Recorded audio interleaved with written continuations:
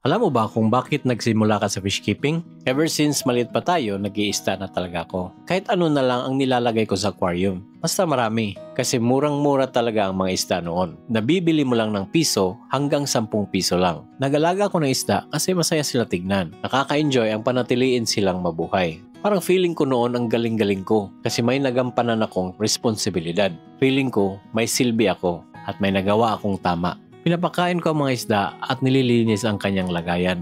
Yun lang, mga simpleng bagay na may satisfaction. Pero these days ang grabing improvement ng fish keeping. Marami ng iba't ibang klaseng isda na hindi natin ma-avail noon. Ang daming new learnings, new gadgets, products na nagbibigay convenience sa hobby natin na wala noon. May mga channels na din na nagtuturo at nagsishare ng knowledge about fish keeping.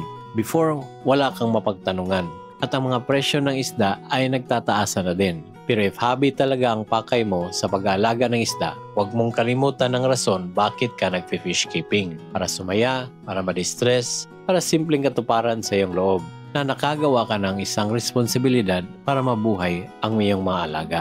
Pero kung binigay nyo sa isda ang responsibilidad para ikaw naman ang buhayin ng isda, ganun pa rin kaya ang kaligayahan mo sa hobby?